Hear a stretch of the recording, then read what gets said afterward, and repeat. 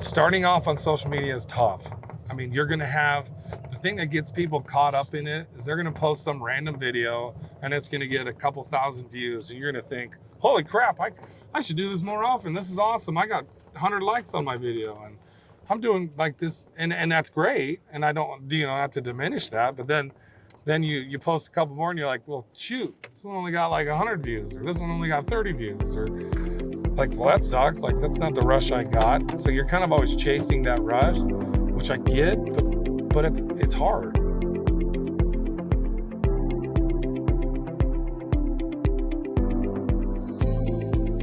Hey guys, this is Wes. This is Give Us a Podcast. We're here on the course, and I've got a legend here. I mean, if you guys don't know him, then you're missing out, right? Appreciate that. I wouldn't say legend, but I'll take it. I'll take it. Guys, this is the Chunky Golfer. This is Jason Carter. And with that, I just want you to say your name, a little bit about what you do, and maybe why. And then we're going to dive through a bunch of stuff. Yeah, so that's a good question. So Jason Carter, people know me as Chunky, the Chunky Golfer.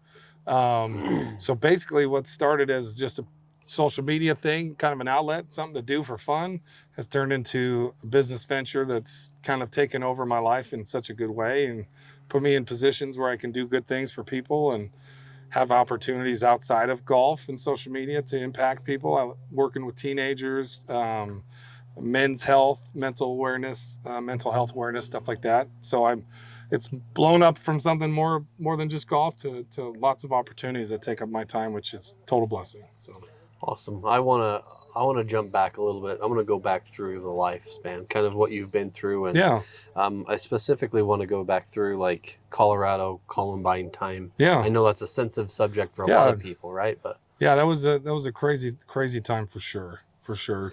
Kind of defines who I am today in a lot of ways. And as a young kid, obviously growing up in Denver was awesome. I love the Denver city. I love the people, love the state.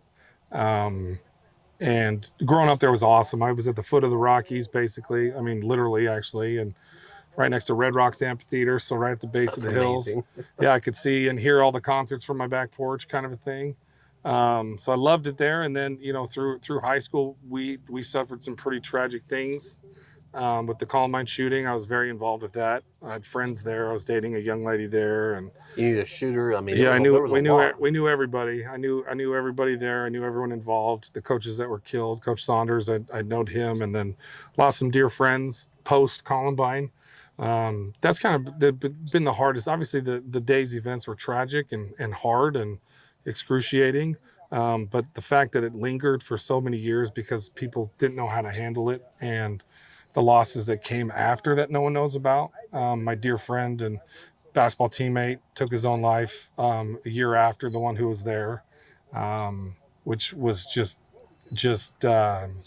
tragic's not the word. It was almost unbearable for me as his friend, as a young man. 14, 15 years old.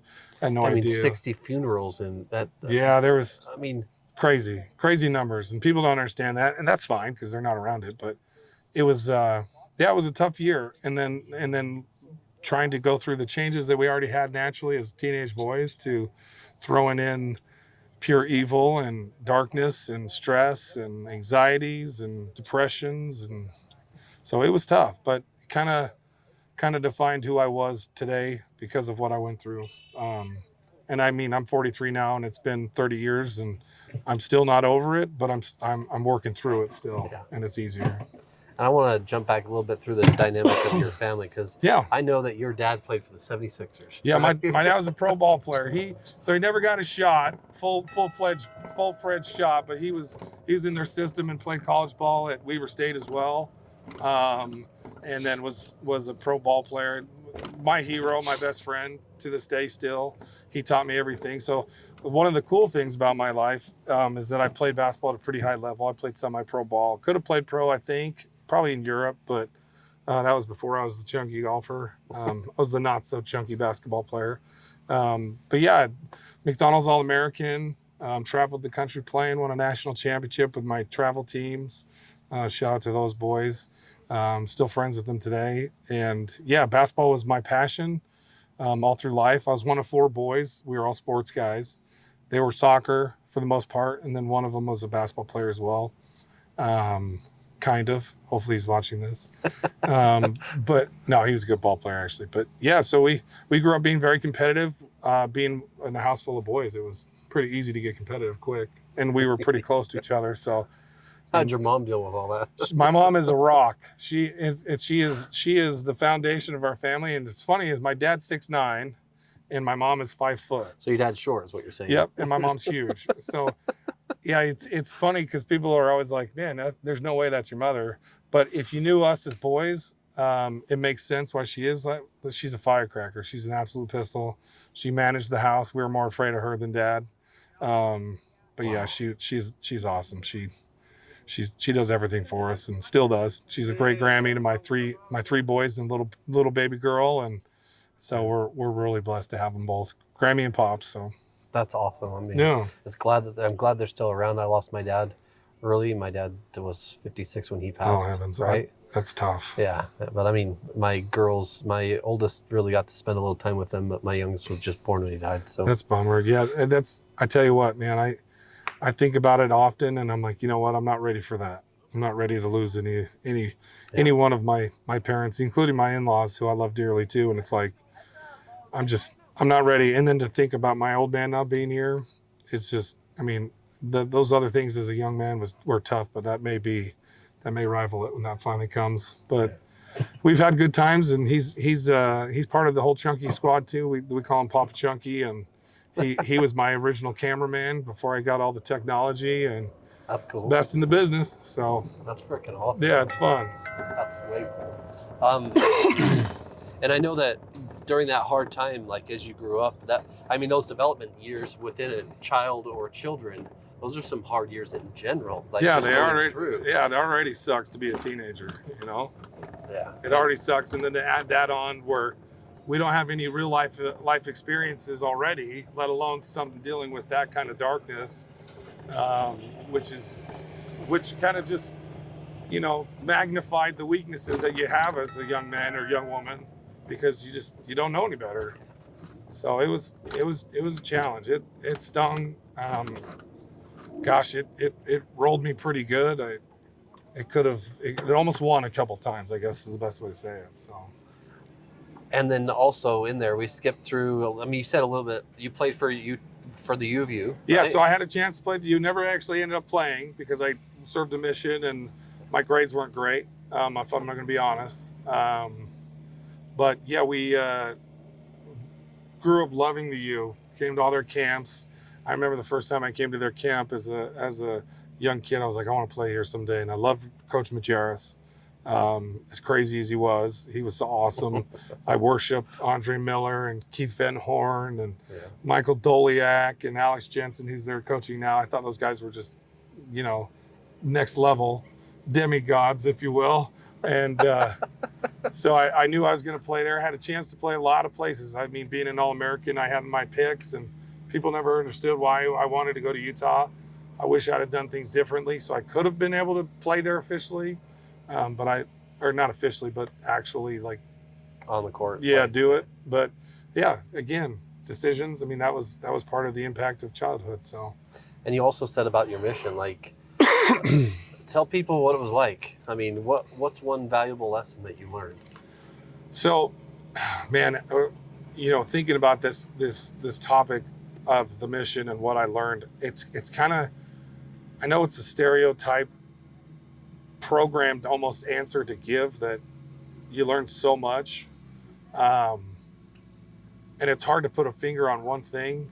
I think from the worldly stance of it, like I learned how to communicate, I learned how to interact with people outside my comfort zone. I learned about failure, I learned about rejection, I learned about adversities that, you know, are different than things. I was pretty soft when I went into the mission field. I went to the Bay Area, San Jose, Oakland, born and raised in white suburbia Denver, you know, had no idea what it was like to live anywhere other than that. Elevation's just a change. Yeah, the elevation, that was rough for a few weeks, but they're hogging all the oxygen down there. I figured that out real quick. I could run for 2 days down there, but yeah, it was interesting. I learned a lot about who we are as a country too. That's one thing that I remember being surprised about. Like, there's a lot more to this country than I even knew about, like diversity in the country. And I mean, you hear about it all the time, which was, I mean, it's true, but I just had never been exposed to it. So that was really cool to be around all kinds of cultures, from Chinese to Samoan, Tongan, the polyculture I fell in love with on my mission. And so learning how to handle like that kind of thing was great. But like I said to you earlier, you know, it's one of those hardest things I've ever done. I wouldn't sell it for all the money in the world, but you couldn't give it to me for free and have me do it again. It was tough in all the right ways, but it was good.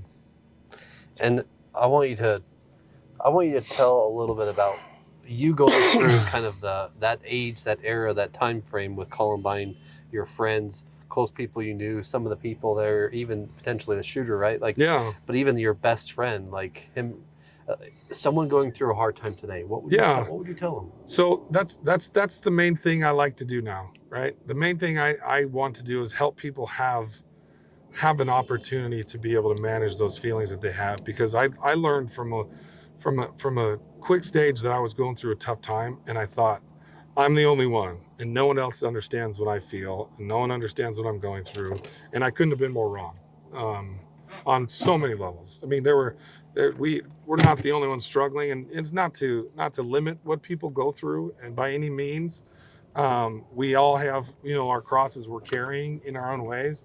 But my main thing I like to tell people, especially teenagers and young athletes, young men and women, as they're going through struggles, it's like, you know, it's okay to struggle. It's okay to have these feelings of insecurity and failure and stress and sadness, and that's part of the learning. And the main thing I always say is, it's okay to fail, it's okay to struggle, but it's not okay to stop. It's not okay to give up. And so that on so many levels, and I don't just mean, you know, mortally, right? I mean on yourself and on the people around you, because people care. You're not alone, and there's always someone who's ready to hear you, not listen, but hear you, because anyone can listen to you. You got to find the people that hear what you're saying and don't try and solve your problems. And so that's the thing I like to share the most is, it's okay to fail, but it's not okay to stop. And I know Brandy's here too, and I know she's got a big passion for suicide awareness. And I mean, any sort of tendency towards suicide or taking your life, or I think there's a ripple effect, whether good or bad. Yeah. If you do it, and please don't do it, but if you end up doing it, someone in your family, she gave a statistic like 78% more likely to do it within someone that loved you or loves you. Or absolutely. And it's a hard, I mean, I can't imagine what Columbine was like. Yeah, it puts you in the best way I explain it, because the one thing that people struggle with is trying to explain or express, even people who have recovered and gotten out of that world in a semi-healthy way, right? Because you're never fully healthy again. But even people who've been down that, I call it a dark hallway. It's hard to explain it. It's hard to explain to someone who's been at that door, ready to walk through it, knowing that was it. There was nothing after it, and you couldn't take it back. And not only that, but when you get to that spot in your life and you're at the lowest of lows, the one thing that I do remember when I had those moments was that ripple effect you talk about. I saw my dad, I saw my brothers, I saw my future sweetheart, my wife, who I've been married to now 20 years. Amen. Good job, Jessica. Yeah, Jessica's, she's my world, and she's the love of my life. And I know that in those moments, she was a big part of why I didn't do it, because I knew that ripple effect was eternal for what my family wanted to be and who I wanted to be as a person. And at that moment of clarity, in that moment of darkness, is something I'll never forget. But it's, unless you've stood at that door, it's hard to explain. But it's important that we know that there's options, and there's always a solution. It's not always easy, but there's always something. Yeah, there's two things that I wanted to say that not, well, one is for me, but my wife is my goddess. She's the most important thing in the world to me. And she said when my dad died, she was going to take our girls and leave, because I couldn't I didn't know how to show emotion. I didn't know how to talk about it, right? And it took her saying something that helped. She told me that about a week and a half, 2 weeks ago, she says, hey, I listened to Tony Robbins. He said this, there's this dark tunnel you get yourself into, and you can't see anything around you. You can't see the light. Yep. I realized you were in that tunnel. Yep. And I tried to help you. I've never heard him say that. That's cool. I'm glad. That's the only way to describe it. Like, that's the only way I've been able to explain it to people. So it makes sense that he would say that, knowing what he knows about other people who've struggled with that. Because you really do feel like you're just in this little hallway and there's nowhere to go. You can't turn around. You have to either back out or go forward. And the back out part's just as hard as, going forward in a lot of ways, because you're still in the middle of it. You never get out of it until you decide, like, hey, it's time to turn around and walk out. So yeah, that's the best way to describe it. And it doesn't make it easier, but at the same time, it gives people an opportunity to understand, yes, you're not the only one who's felt like this, and you can do this. And just talking about it. And the Salt Lake Texan, if you've seen him on Instagram, I don't know if you have. Yes, I Tyler, actually have. He was on our podcast, and he said this word for word. I put the gun in my mouth and I pulled the trigger. Like, if you're a counselor and you're going to try and you can't counsel me through that. Yeah, like, unless you've walked in that the bullet just didn't go off. Yeah, I pulled the trigger, and that's what I mean when I say hear, because people a lot of times get frustrated, especially kids, right? Teenagers, they get frustrated because people are willing to listen, but they're not hearing what the kids are saying. The kids don't know how to communicate in a way where they're heard or they're not even fixed, but they're just acknowledged. There's an outlet. It's like, hey, I hear you. And one of the hardest things I can do when I help my teens and the basketball guys I help mentor is to be able to say, like, hey, look, I hear you, and I don't have an answer. I don't know how to help you. I don't know what you're going through. I don't know what you're feeling, but I know I love you, and I know that you can do this, and I know that there's a way for you to fix this. And it's going to take time. It's going to take effort. But I hear you, and I'm here. And if you want me to help you figure it out, I will. If you don't, I'll just be here when you're ready to talk to me about it. And that speaks volumes to them. But at the same time, it's hard because I want to be able to fix them. I want to be able to help them. Yeah. And you just can't. Like your wife said, I knew you were in that tunnel, but I was trying. And she was, I'm sure, but it's like, how do you fix it? You can't. We get to a point where she's asking for advice, or she says this, or like you said, maybe they just want to express something. I said, before we go any further, we need to do this. You want me to listen? Do you want me to help? Yep. Or do you want me to fix? What's the goal here? Yep. What are you trying to get out of this? Tell me what you want. Yep. And then I can listen. And I'm all in on all of them, but I want to know, because that changes it, right? Because then you're able to communicate as the person as they need it. Yeah, it's like, okay, that makes sense. And then they know, okay, he knows what I'm doing. He knows what my goal is. He knows where I want to take this. So it's important. It's important. But a lot of times I find too, even adults now don't know how to communicate anymore, because we live on our phones and we text and we direct message, and being in social media, I see it every day. It's funny where I talk to people, where I meet somebody after being around them, or not being around them, just talking to them on social media to what they are in person. And they're two different people, because it's face to face and interactive. And so that's learning how to communicate and learning how to express that stuff is important. And the chunky golfer, the whole plan behind this, the creation, like COVID hit. I know you were working at home and you were just like, Yeah, I don't know. It's the weirdest thing to me. I don't know the answer to that. I know that one day I was like, I'm going to just throw up a couple videos, and I actually left them on my TikTok back in the day. It's like the first 6 or 7 videos I posted on my channel was like stupid, unrelated to golf, nothing to do with it. And I thought, this is stupid. There's no reason to do this. And so I kind of stopped. And then I started posting the golf stuff on my Facebook, and people were like, hey, you should post this. Your stuff's kind of funny, because I do like a little moderation where I make fun of myself and be like, this is what I'm doing. It's wrong, but this is what I'm supposed to be doing. I'm not, but I'm trying, and like, watch me get better. And so I started posting it. And then everyone always asks me why chunky golfer. And, I think the obvious answer for people who see me is that I don't hit the ball very, very well. My ball striking is pretty chunky. I hit it really thick. Has nothing to do with anything else, like my weight, but or that's what I like to tell people. But yeah, we just just kind of morphed into something, and I don't try and grow. I don't care that much. I'm an old guy who plays golf as an overweight man, so it's like If you like it, you like it. And if you don't, thanks for showing up. Thanks for saying something. Thanks for telling me I suck. I already knew. Thanks for telling me I'm fat. I already knew. And what do you tell someone who's trying to build something on the same platform, social media? I don't care which one you call it, right? But and they've got the trollers, the people that want to hate and talk. What do you tell them about that? Haters are generators. I love the haters. Haters are good. In fact, lean into it a little bit. But it's tough. Like, it's tough. I mean, being told to kill myself weekly, still, after 6 years of doing this, people would send me direct messages, and it's bots and it's trolls, but it weighs on you. It weighs on you, and it's just like unnecessary, evil, mean, but the tough guy keyboard talks and all that. I call them haters are generators, but I have a series that I call comment caddies. So it's hashtag comment caddies. It's the guys that get on my page and start telling me there's no way you do that with that swing, or there's no way you scored that. You're not a good golfer. I can tell by looking at you. You don't blah, blah, blah. And it's all those. So I've kind of leaned into it. And then if you do it, like if you want to do it, find something you're passionate about that you want to do it, do it on, find a topic, find a niche, and then just post when you want, how you want. Because I mean, like I said, I post whenever. I don't care.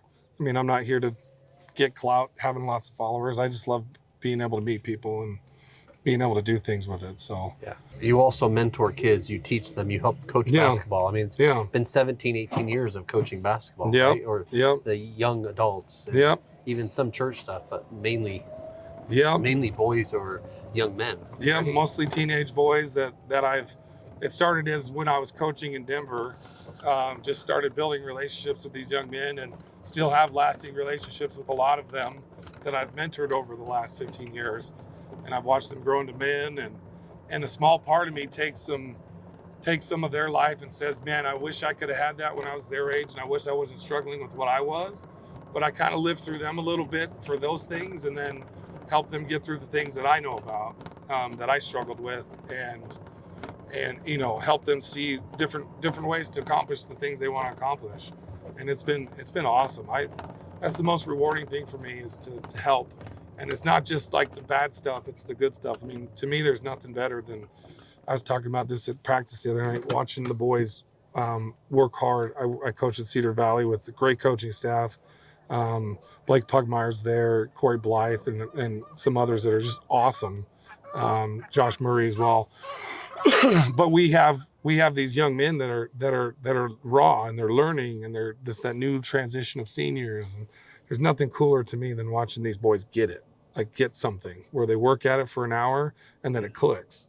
I mean, I love that. And I love that in basketball. I love that in life, when someone sees it and they'll come back to me and they'll say, Jason, I get it. I understand it now. I understand it. It clicked. And that's the most rewarding, feeling, to see kids overcome that stuff, to see these men, grow up. And there's nothing I like more than that. Helping others that's what makes me happy. That's why I do what I do. And I really mean that. It's not a ploy. I mean, I try and be me. You're authentically you, right? I try. You are the real you. I try to be. You joke, but but that's really me too. I'm never, it's funny. The only time I'm not going, or I'm not me, is when I've been around all day. Like today, I'll go home and I won't talk for an hour, and the wife and kids will just know that Dad's been on for a couple hours and he wants to be quiet, and then I'll be back to me. And it's just, it doesn't really change. It's not, and that's a genuine effort on my part, because I got caught up early in the days of trying to be like everybody else, and I was like, you know what, I can't do that. That's not who I am. I couldn't do it if I wanted to anyways, so I may as well just be me. That's why I post the good videos and the bad. And I think it's important to do that. How important is it that Jessica's on board with all this? I mean, all that hate, those whatever, right? What was your term? You said the haters are generators. Yeah, haters are generators. That's a hard thing for the spouse to also see or hear or feel, right? Yep. She has been. It's hard to explain to people how amazingly lucky I am, because if there's one comment I get from people is, Chunga, you're always playing golf. You're always on the golf course. And what does your wife think about it? First of all, she's beautiful. It's way outkicked my coverage, and I knew that. And the minute I saw her, I knew I had to be in sales the day we got married, because if I can get her to commit, I can sell anything, right? Because she's a dime piece. She is like, she's beautiful, but she's the best person I know, and she's mine. Like, she's made for me. I feel like is the best way to say it, and I'm made for her. But she's been supportive. It's funny, when it first started, she thought it was stupid, which I did too. And then, we all do. Starting to get recognized at events where she's like, holy crap, that person knows you. Or like, she started to slowly come around, and then now she knows that this is what makes me happy. And she knows that, it's not just me playing golf, it's me actually doing stuff and getting paid to do it. And it's something that brings me joy, and she's fully supportive. I mean, there's days when she's like, like last week, I played golf every day, and I was in St. George for half the week. And, it's hard because we got a 10-month-old now, but she never complains, and she's always very supportive. I mean, I couldn't do it without her, and I wouldn't do it if she told me she didn't want me to. I would stop.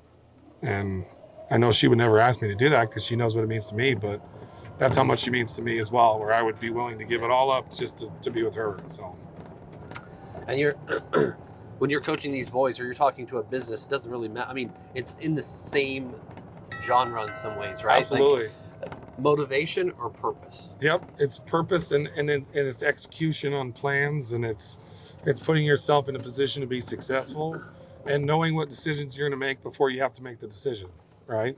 I mean, basketball is a perfect analogy for life for me, where it's like, we have a set plan, we know what we want to execute, but that's not always going to be the case. And how do you react inside those set plans when they don't go the way you planned for them? And just like in business, I mean, I've been in sales for most of my life now too, and we're never going to have a sales meeting that's perfect. I mean, it doesn't happen. And if it does, if you said it happened, you're probably lying, or you're the luckiest person in sales, because it's not how it works. And so we have to learn how to adjust. And so my goal is to always help these boys and anybody that I work with, like, be ready for those things and be ready to adjust on the fly. And life is the same way, because you just never know. You just never know what's going to happen. And I want to elaborate this. I want you to elaborate on it. I post so much. I'm so tired of it. Nothing's happening. Yeah. And then all of a sudden something hits. Yep. Right? That's what happens. What do you tell the person that's ready to give up on posting? Don't stop. Don't ever stop. If you want to do this, if you want to post videos, if you want to grow to be huge, and make money and do all that stuff, it's going to take time. You're not going to be doing this for any less than a year before you get to where you want to be, if you're posting consistently, right? You're never, it's always, just keep going, just keep posting, keep giving it your all. Be consistent, learn how the system works too. Don't just post to post when you're supposed to, post how long you're supposed to, post what time of day you're supposed to, all those things. And because that algorithm is always fluctuating, it's always changing, and it's always morphing, because the systems want to know who's organically growing or who's putting in the work, and they reward that. So keep posting. It's okay to take breaks. In fact, I would recommend you do it sometimes, but yeah, don't get frustrated. Just keep doing it. And it's because if a guy like me can grow my stuff to a couple 100,000 followers, anybody can. Because I'm a chunky golfer. Give me a break. Like, what do I bring other than relatable golf content? Because again, I post the crappy scores. In fact, those ones do the best. So, yeah, that's the key. The logo's cool. You're cool. You're funny. You invite and you talk to people. Like, it's easy to get to know you. Thank you. That's the goal. I want everyone to feel welcome around me. I want everyone to feel like I care, because I do. And I don't, I mean, trust me, I think it's just as weird as you do to watch me and be like, this guy does what? Like, who is this guy? I mean, it's fun, and it's kind of quirky, and it still feels weird, but I hope I can continue to do it and kind of skip that next rock on the pond into something new where I can start doing things to really make a difference, which I've started, and I'm excited. Can you tell someone what it's like on social media, like starting out posting? Sucks. And like, what's one of the hardest lessons you've learned so far in your journey? I think, oh gosh, that's a good question. Starting off on social media is tough.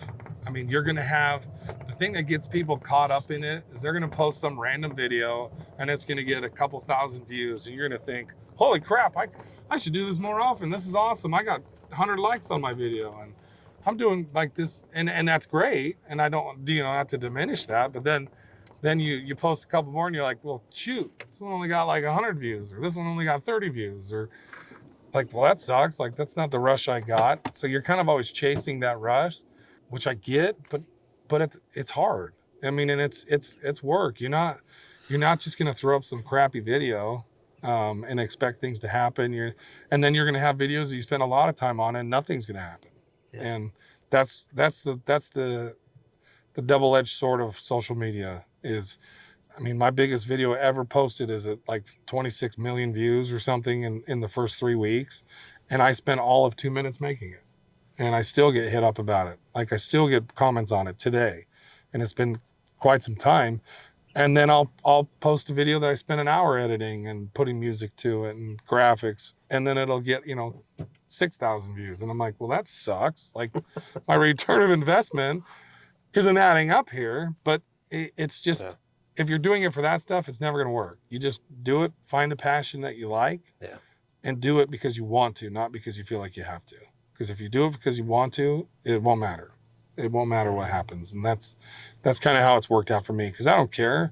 I really don't. Everyone always assumes that I'm trying to do something, and then when they meet me, they're like, oh, he really doesn't care. Like, it's just, he does it for fun, and I like to do it for other people more than me, like working with other creators and things like that. That's the best part of my day, is working with other creators. So yeah.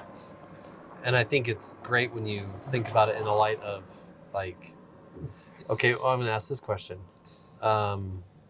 Comfort pays now, consistency pays later. Yep. Which one's more important? For me, in a way, it's a perfect split. But I'd say if I had to pick one, for gosh, I mean, I guess it depends on what part of my life I'm talking about. For my everyday social media stuff, I think it's comfort more so than consistency for me, because I don't really care about growing it. I want to post genuine, authentic stuff when I want to post it and have fun. And I found my little circle and my stuff that I enjoy doing. But when it comes to personal life and being better and mental health, it's consistency. Yeah. It's like managing it daily, paying attention to it, helping others, consistency, like those kind of things. But when it comes to the stuff I enjoy, like golf, it's comfort, it's fun, it's refuge, it's a place of solace where I don't have to worry about things. But inside of that, there's some consistency. But I would say that's how I divvy it. With the social media side, it's comfort now. It used to be consistency. And that would be my advice, funny enough, is stay consistent in your posting and what you're doing. But yeah, I do it for comfort now. I do it for fun. That's good. Yeah. And we also talked about it yesterday, like, my goal is to impact 1 million families' lives forever, right? Yeah. And your goal is to impact one person a day. One person a day. One person a day. That's the goal. I want to change someone's life once a day, or give someone an opportunity to change someone else's life. Mental health is a big part of how I do that, because going through what I have, it's something where I can do that easy, right? My daughters would love that. I saw that little ladybug. That's awesome. That's a good omen. Right. That means Sione's gonna birdie this hole. But yeah, it's funny because it's just, it's all about, I don't even remember what we were talking about, honestly. Just about, helping one person. Yeah. Day, So that was my trail. It was more of just being able to do something, because you just never know what someone's going through. Yeah. I've had so many times where, and I'm a spiritual guy, I'm LDS and stuff like that. Not that defines me, but I pay attention to what the Spirit tells me to do now, where the Lord's telling me to do something. It doesn't matter what church you go to, and the Lord talks to you, you listen to it. And so my main thing daily is like, hey, let me be aware. Like, let me see those things. Like, let me see those things that are those opportunities to be your hand in the world, or, things that, and things that sometimes are uncomfortable for me that teach me growth, where I don't want to say something to that dude. Like, why am I feeling like I need to say something to that guy? He doesn't know me, and he doesn't care what I think. And I've listened to it, and I've not listened to it. And I tell you what, I'm so glad I listen when I do it, because there's been numerous times where, you know, the guy I'm thinking of is this big dude at a gas station. I just said, hey, I don't know why, but I just wanted you to know you're the man and I appreciate you. That's all I said to him. You're the man, I appreciate you. And he was kind of gave me the look like, okay, thanks, dude. You know, you're a big dude. I'm 6'5", 320 pounds. And so he kind of looked at me like, okay. And then he left and I came out to my car and he was standing in my car crying, just saying he had the worst night of his life. He got in a fight with his old lady and he just wanted to hear something, you know, it was good to hear something positive about him rather than all the negative. And I say that because it's like, man, this is so much more than me. Like this is, my impact could be so much more than anything I even know about, which is what I want. So. And if you impact one person and they impact one person, like Amen. That compound interest grows, right? Amen. And, yep. Yeah, it's definitely back to the ripple. It's a ripple in a positive way because you know, who knows where he went from that. I've never seen him again. In fact, it was at a gas station in the middle of nowhere on my way to Denver when that happened. And it's like, who knows? Who knows? And then who knows on the other side? Who knows who I didn't get to help? Who knows who I missed because I didn't listen to that thought of like, hey, do something here. Like, step in. Which is awesome. And a lot of that spawns from my parents. My mom's very good at that, where she'll pay for someone behind her in the drive-through. And so I've always tried to be benevolent, and help and do those things. But now it's just easier and easier. And I think that's what we need in the world. So what does success look like to the chunky golfer? I think I've gotten pretty close to reaching it. Success to me is having it keep going on some level. It doesn't always have to be about me and the chunky side of it. You know, the Chunky Golfer brand is always going to be around now because I brought it. And I mean, I'm excited about what it is and my kids are excited about it and growing it. But now taking it to the next level, that's where the success will happen. I'm pretty close to that, where I can do it now on a bigger level where it's more than golf. It's more than, you know, just around here. We're traveling the country. I'm hosting tournaments and foundations and raising money and giving back and doing things for others. I think that's what to me success will be, but I'm never satisfied and I'll never be just okay with doing what I'm doing. I always want to try and do more. I think that's what success will be for me. How do people get a hold of you to participate in your charity tournaments that can ultimately benefit all that money goes towards? For sure. So chunkygolfer.com has my stuff, and then social media platforms, at chunky_golfer. Often imitated, never duplicated. So make sure you get the right guy. But yeah, it's there's a lot. We have a ton of chunky golfers now on social media, and everyone always tells me to get rid of them, but I'm like, no, I love it. Like, let them build it up. You know, if it takes a village, I guess. So if they want to use me, go for it. But so Chunky Golfer on social media is a good way to do it. And when I say get involved, we're always looking for corporate sponsors to get involved to help bring the right people, help bring the right appearance, not even appearance, but right energy to what we're doing, where we're giving back, and we're not trying to do it to make money. It's always, I mean, shoot, I probably lose more money in these things than I make, but I know I do. But that's the best way to do it. And DM me, reach out to me on social, comment on videos. I try and respond and or acknowledge like all the comments I get. And I don't try and be that guy who thinks he's cool, because I'm not. And there's no reason not to have a little fun at the same time as build up a bigger brand. So everyone's welcome in the Chunky Squad. And that's awesome. And I mean, anyone that's going through a hard time, maybe it's their children, maybe it's something, like they can reach out because you've 100%. got real world experience. 100%. Right? Yeah, I'm happy to help talk to kids and to be around teenagers that are going through this stuff and be able to say to them like, hey, listen, like, I get it. And even helping parents. That's one thing that's kind of come out of this I was a little surprised about, is helping parents understand how these kids work. Because it's not the same as it was when I was growing up, where I was willing to talk to my dad, or I didn't have a choice. Now it's like, I mean, now it's like crap. Like even my 14-year-old, like he'll even get caught up in it, where it's like, he doesn't want to look at me. And I'm like, okay, we stop and look at my face and talk. And all my kids have to have communication skills. And it's, I think I told you how I text my boys, or I called my basketball boy and I said, like, he didn't answer, and I got a text from him back right away. And he was like, what's up, coach? I'm like, dude, you just left the gym. Answer your phone. So I called him back, and we were together for 3 hours. And I called him back, and he was like, hello. It's like, dude, you act like you don't know who I am. Like, what changed since you walked out of the gym?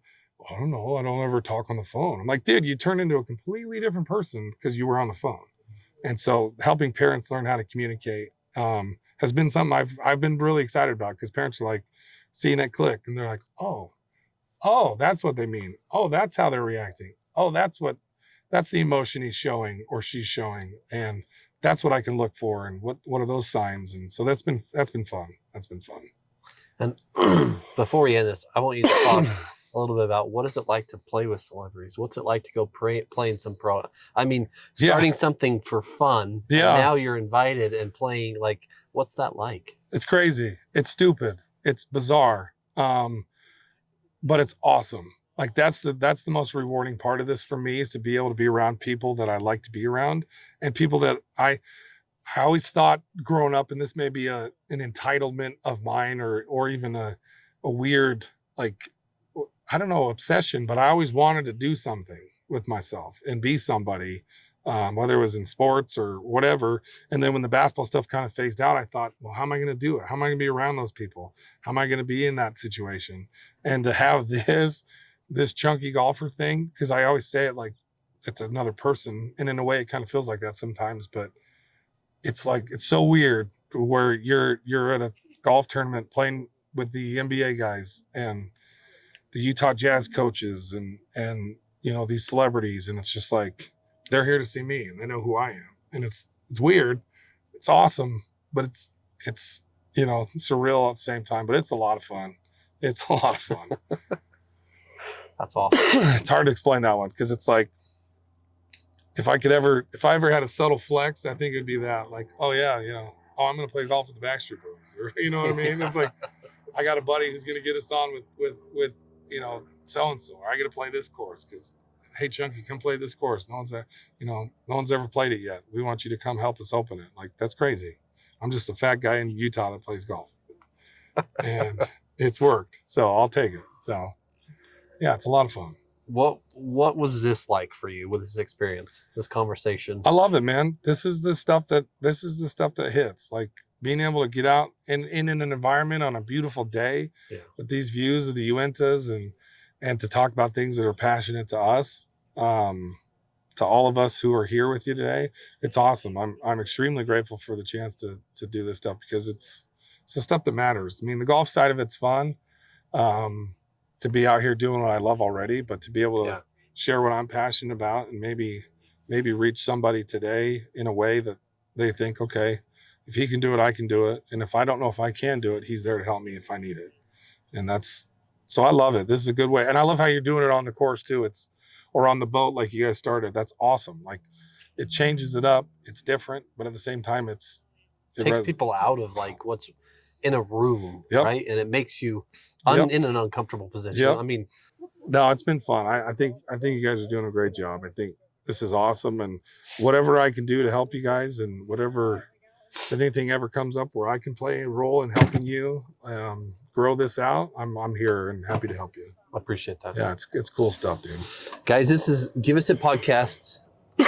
You got the Chunky Golfer here, and just reach out, even comment, and if nothing else, share the story with someone who's got a kid or a young child or a son or a daughter going through a hard time. And if you're near Eagle Mountain and your son's going to go into play basketball, just talk to this guy. Yeah, come see me, and we help. I'll help you anywhere you are. So you need help, or you need someone to talk to, give me a shout, shoot me a message. Let's get out and play some golf. You can see how untalented I really am, and we'll go have a good time.